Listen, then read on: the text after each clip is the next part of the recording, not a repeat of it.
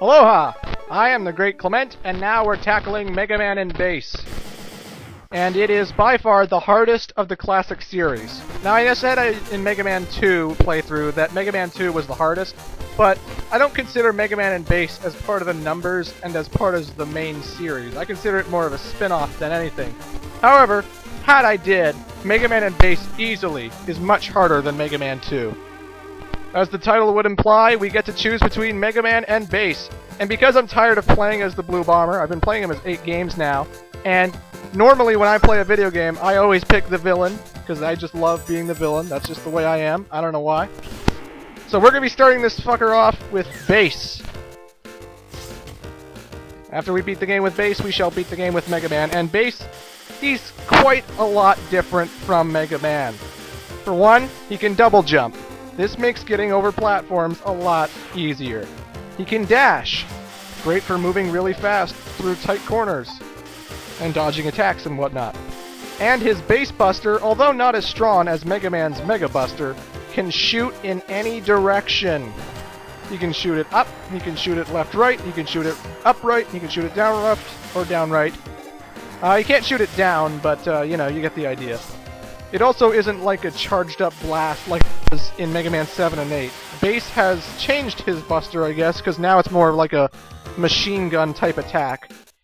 Which means you can't charge it up, and it makes the boss fights significantly harder, but we'll get to that when we face our first Robot Master. Why are we playing as Bass, and why would we be taking out Robot Masters, one might ask? Well, the story is about this evil robot named King, and King, well, he's trying to conquer the world. That old chestnut. This isn't in the... There is no intro to the game, and this is only in the instruction manual, so people may be a little confused as to what's going on in the plot. Basically, King wants to conquer the world. He goes to Wily's castle, takes it over, steals his robot masters and his fortress, and kicks them to the curb, pretty much. And, you know, he's trying to conquer the world, obviously, so both Mega Man and Bass have a bone to pick with him. Bass wants to reclaim his master's fortress and prove that he's the mightiest robot of them all, and Mega Man wants to save the world. Pretty straightforward. But, as if my explaining the plot wasn't enough, here's more! Proto Man! You have gone too far, King. I won't allow you to violate this robot museum. I've downloaded all the data of the battle robots. Now I can create an invincible robot army. Since you are a robot, you are qualified to join us if you want to. Huh? Another bug to squash? I'm sure my robots will entertain you. Wait, King! Silence! Now this should be good. Oh, shit! He just chopped Proto Man in half. That must hurt. Well, I guess not, he's a robot. Is that the robot who calls himself King? What a joke. Everyone knows that I'm the mightiest robot in the world. I will show him who deserves to be called King! King Bass. It's not catchy. I appreciate your arrogance, but I have no time for you. I'll allow the Green Devil to handle you. We fought the Green Devil in Mega Man 8, and usually when I hear the word devil in a Mega Man game, I get worried, but this guy is easy as shit. You basically just have to keep shooting him in the core by destroying the jello thing that's protecting him. Shoot the things he sends at you, and Bass can shoot in any direction, and all you have to do is hold upright. Pretty damn easy. It's not much of a challenge. And we get a save system. Awesome. Game Boy Advance, you rock for not making it passwords. Then again, even in the original Super Nintendo game, there was no passwords. Yes, this was originally on the Nintendo, but it came out in 1998 in Japan, and it was called Rockman and Forte. But I'll get into that later. You can only fight 3 Robot Masters right now, because now the map select screen has a bit of a weird pattern, grid thing. Jesus, this commentary is moving way too fast for me. These are the profiles I have been reading since Mega Man 1 and onwards. You thought I was making them up? You thought they were bullshit? Bullshit, I say! Gutsman likes karaoke. Elecman, he likes playing guitar. This was all true. It's exactly as it says in the game. I don't know who wrote this shit, but man, there's my proof. I never collected them all in the game because the CDs are pretty hard to find, actually. But there's CDs scattered throughout the levels, and if you collect them, you get to unlock a profile for one of the robot masters, or the characters. Anyway, here's the map select screen, and we can only fight 3 at a time right now, or 3 right now, so let's go after the easiest one by far, Cold Man.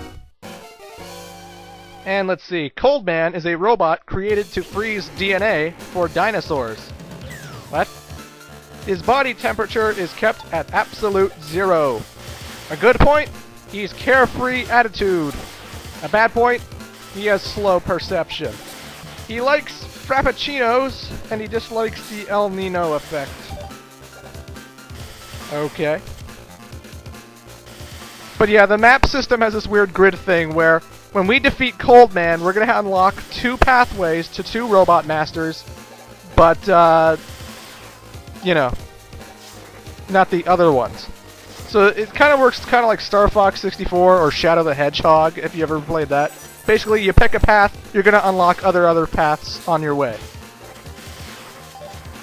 And yeah, back to what I was saying about Rockman and Forte. In 1998, they released this game for the Super Nintendo, and it's a lot better on the Super Nintendo because the screen is bigger and you can see more shit. And the Game Boy Advance, well, they just can't handle having a giant screen. They always hide things. In fact, it's easy to lose CDs that I didn't know about because the screen was too damn small. You'd never see the ladders, which are so clearly visible in the Super Nintendo game, which is kind of a dick move, quite frankly.